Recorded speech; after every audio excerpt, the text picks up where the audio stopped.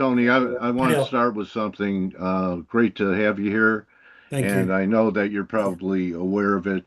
A lot of people, well, some of the people that I follow, they're talking about the repo market, Tony, how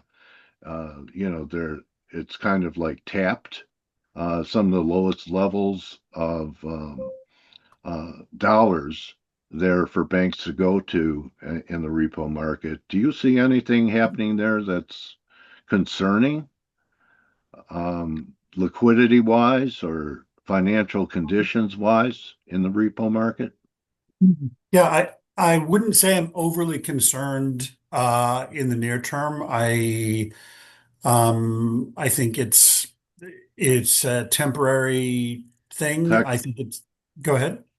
seasonal or technical, but not Yeah. systemic.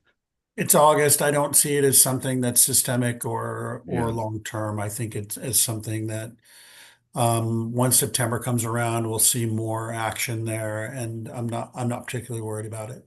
Okay. So when all the adults get back from the Hamptons in a Correct. few weeks, what do you think? What kind of September are you looking for, and what sticks out in your mind to really pay attention to once we have the markets back at full force and more trading volume? Yeah, I think first of all, I think there is an overly exaggerated expectation of a Fed move in September. Interesting. Um, I think a lot of people are going to be disappointed. Now, my personal view, like I think the Fed should have moved in May, and I think the Fed should have more dovish talk right now. That's my personal view. Like my what I would do if I was sitting in that seat. But I think that we're not going to see a Fed move. I think we haven't really even seen the Fed begin to talk dovish yet. We still have Goolsby and other people out there saying, well, we're not even thinking about moving yet. And so, Goolsby, do you remember that old comic in the 70s, the Unknown comic, and he had a paper bag Oh over my his head? God. Sounds good. Let's do it. Well, That was a commercial.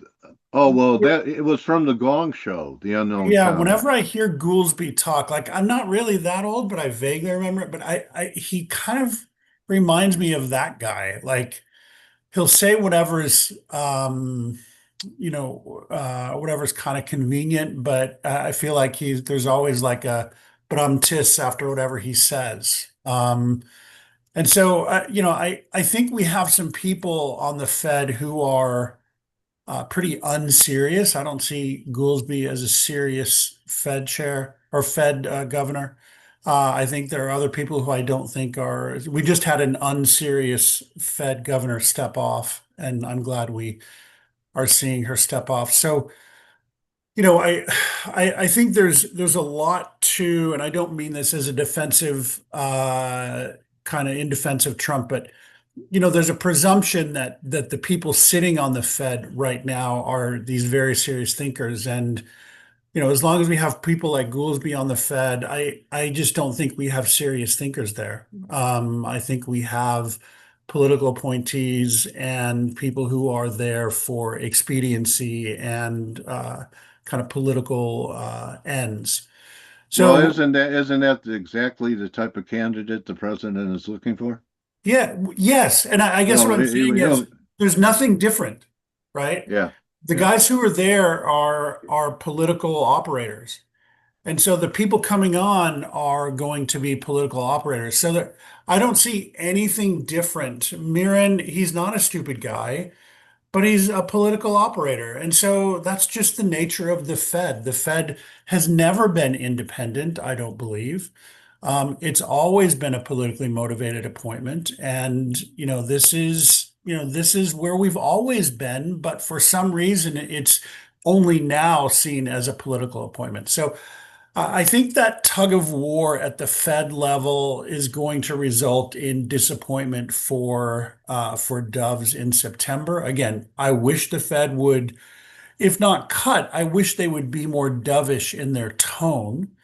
Um, And so I think we're going to see dollar strength where we actually should be seeing weakness now. And so a lot of the stagflation talk, I think, is based upon the dollar weakness that comes with a dovish Fed. And I'm not convinced we're going to get that Fed for probably at least 2 more months, if not longer. I think they'll put Okay. off cuts longer than is wanted, I think, by certainly the political operators in the White House. Okay. Well, the metals are all fired up with that interview because the dollar hasn't weakened. So you're looking for a stronger dollar. You have could we trade say, 120 euro first, Tony, or it looks like either it's 120 or 112.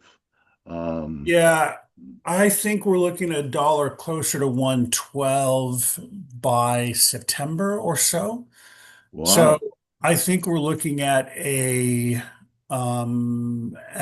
dollar that continues to gradually move towards, say, between 99 and 100 and possibly 100 by the end of the year. Again, this is not what I would want. Okay. I do not want a stronger dollar. I want a dollar that's slightly weaker, maybe not say 90, but I would prefer a dollar that's kind of 94-ish, something like that. But I Okay. think we see a higher dollar going into the end of the year because of the push-pull with the Fed between the Fed and the White House. Okay. And there was some pretty good negative action. I know people have cried wolf about whether there be a correction or not in the market.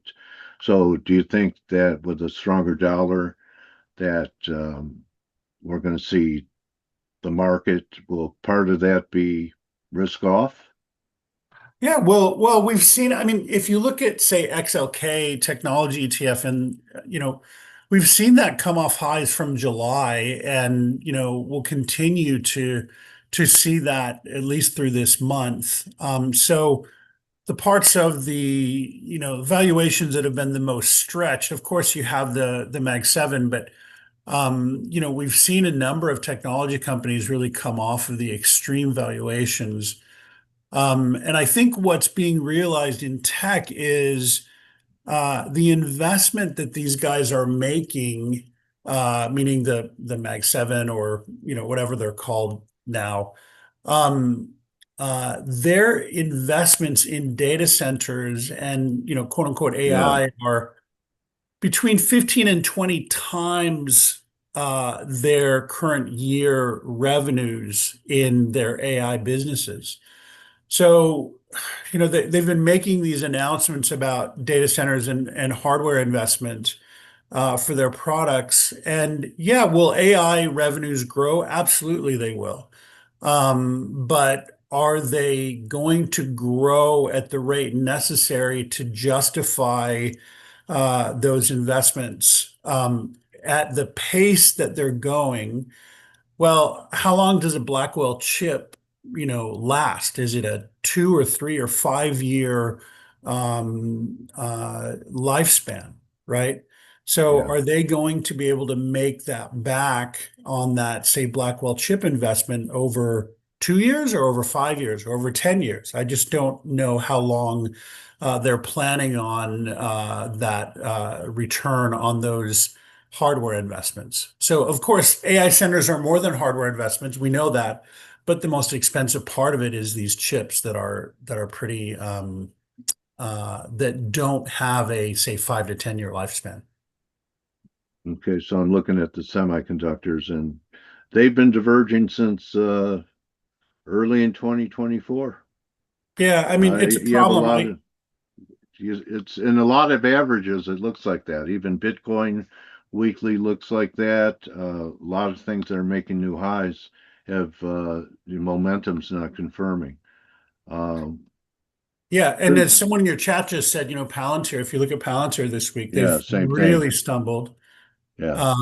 And it's what got a 600x valuation or something. And of course, you don't go by valuations in something like Palantir, but it's really started to stumble, and it's really showing signs of this market, at least in technology, certain things starting to drop to reality. Because at heart, they're a government contractor, right? And there are only so many government contracts you can get. And does it justify that? I mean, the government is not growing as it used to, and they're definitely not going to automate, double-digit percentages of jobs. It's just not going to happen. Government is by nature a jobs creation vehicle. So they'll automate certain things, but they're not going to automate as much as they should or would in the private sector. Okay. A view on Bitcoin. Bitcoin was kind of a tell last week when it put in a big reversal day. Yeah, Do you consider it like, measure of liquidity and risk? And do you yeah. think it leads, kind of a leader? You get a little look ahead with what Bitcoin does in Yeah, so front of the markets?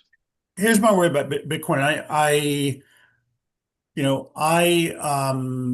I'm not an anti-Bitcoin guy, and but I didn't make billions in Bitcoin either. So the correlation between Bitcoin and the S&P 500 is extremely high. And I worry that if we start to see a pullback in certain areas, um, especially in September, if rate cuts don't materialize like many people are expecting, we'll start to see a pullback in the S&P, which will mean a pullback will likely mean a pullback in Bitcoin. So, of course, we've seen a little bit of a pullback, and that always, brings, fear in people. Yeah. But I don't see extreme Bitcoin bearishness coming. I just don't see that happening. But I do see, there's a possibility if we see pullback um, in the S&P, we'll also see sales of those Bitcoin ETFs. It's not going to be the core direct Bitcoin holders. It's going to be the ETFs that sell off. Yeah. Look at that MicroStrategy. Yeah. Pretty negative week. I think people are calling this an internal head and shoulders top, which we're breaking down out of. Yeah. So yeah, maybe there if no one talks about it, but maybe an accident or some type of problem because of all the market cap of crypto now. It could come from the crypto space. A lack of confidence in what's happening in crypto could spill over. Well, I mean, And do MicroStrategy it is like stable coins, Tony. Oh, I think stablecoins are very, very interesting. But just going back to kind of crypto for a minute, generally, in Bitcoin, I think a lot of these crypto treasury companies, there's just been so many of them coming to market. Yeah. And I thought uh, that could be something that will give kind of some pause. And that's not a terrible thing. These things need to take a breather every so often, and I think it's fine. Okay. So, what else is what are you doing here that you think has legs, or do you lack conviction about trading the next couple of weeks and just wait and see Well, what again, happens once the volume comes in? this dollar outlook is one that I hate to talk about because I don't But like it. Like I don't like strong dollar here. And so I would, what I'm looking at is, okay, what happens if we do have a strong dollar, and what I guess assumptions am I bringing into my outlook and my trading that would change if we do have a strong dollar over the next, say, 5 to 6 months. I think it helps. It certainly helps things like Chinese exports as we take a pause on these trade negotiations, and we kind of stick with the status quo for a period of time. I think it helps energy. If we have a stronger dollar, I think it helps uh, push down energy prices in dollar terms, which will help inflation, meaning inflation will grow more slowly if we have a stronger strong dollar dollar. and weaker Yeah. energy costs, that sort of thing. So So I hear this talk about stagflation, and I understand the thesis, but I just am not seeing us getting there. If we have a stronger dollar and if we have the fallout of kind of these other, say, energy and commodity things that would happen if we do have a stronger dollar. But again, it's a it's a conclusion that I'm not loving, but it's what I'm seeing. And so, Well, um, I can make you feel better. There is another count for the dollar that what we that this is just a four, and we're going down to, make a new low 95, 94 before there is a bottom in the dollar. So yeah, that's possible, Dale, and that's exactly where I would have thought things would be. But again, I down here, do think this tug of war with the Fed is one that the Fed's really not going to give on. And so, I think it's something that, the Besant and Trump are not, I don't think they're going to get what they want this year in terms of a weaker dollar and in terms of a more pliable Fed. So Mirren will go in, we'll get three dissenting votes, possibly in the September meeting, and then we'll grind into a majority to cut toward the end of the year, maybe oh, November. a Christmas gift.